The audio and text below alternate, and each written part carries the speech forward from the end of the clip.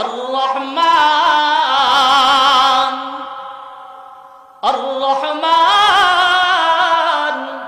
আল্লামাল কুরআন খালাকাল ইনসান আল্লামাহুল বায়ান। আল্লাহ পাক রব্বুল আলামিন বলেন, আমি আল্লাহ রহমান, আমি আল্লাহ রহমান, শিখাইলাম কুরআন, বানাইলাম ইনসান, তাদেরকে শিক্ষা দিলাম বয়ান। আল্লাহ তাআলা জমিনে আগে মানুষ পাঠাইছেন, তারপরে কুরআন পাঠাইছেন। কিন্তু আল্লাহ তাআলা যখন কুরআনের ভিতরে বর্ণনা করলেন, তখন তিনি বলেন, আমি আল্লাহ আগে কোরআন শিখাইছি, তারপরে মানুষ বানাইছি, তারপরে মানুষকে ভাষা জ্ঞান শিক্ষা দিয়েছি। এভাবে বলার দরকার কি? আল্লাহ পাক রব্বুল আলামিন বুঝাইতে চাই, ও দুনিয়ার মানুষ, আমি আল্লাহ দুনিয়ার জমিনে কোরআন নাযিল করে দিলাম। এই কোরআন যারা শিখবে তারাই মানুষ, তারাই মানুষ।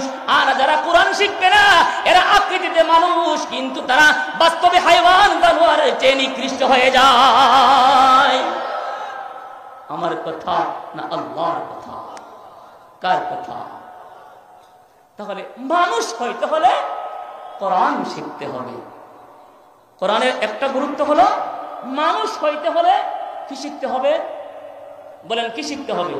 কোরআন। عن أنس بن مالك رضي الله تعالى عنه قال قال رسول الله صلى الله عليه وسلم طلب العلم فريضة على كل مسلم।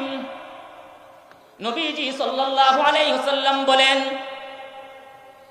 একজন প্রাপ্তবয়স্ক মানুষের জন্য, পুরুষের জন্য নাভির থেকে ঢেকে রাখা যেমন ফরজ, ভালো করে বুঝেন, একজন প্রাপ্তবয়স্ক পুরুষের জন্য নাভির থেকে হাঁটু পর্যন্ত 24 ঘন্টা যেমন ঢেকে রাখা ফরজ, একজন প্রাপ্তবয়স্ক মানুষের জন্য 5 ওয়াক্ত নামাজ যেমন ফরজ, একজন সুস্থ মস্তিষ্ক মানুষের জন্য রমজানের রোজা যেমন ফরজ, একজন বিত্তশালী মানুষের জন্য হজ আদায় করা যেমন ফরজ, যাকাত দেওয়া যেমন ফরজ।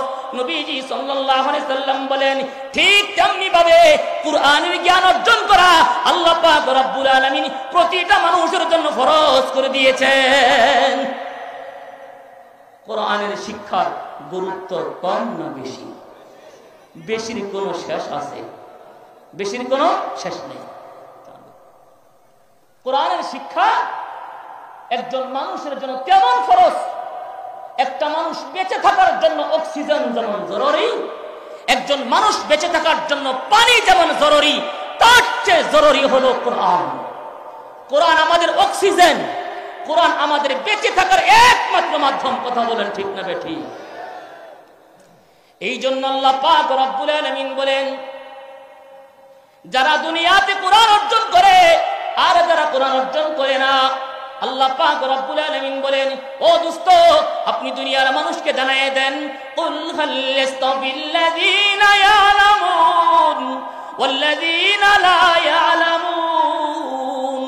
যারা দুনিয়াতে কোরআন অর্জন করে আর যারা কোরআন অর্জন করে না, যারা কোরআনের জ্ঞান অর্জন করে আর যারা জ্ঞান অর্জন করে না, আল্লাহ পাক রব্বুল আলামিন বলেন, এরা দুনিয়াতে কোনোদিন এক সমান হতে পারে না।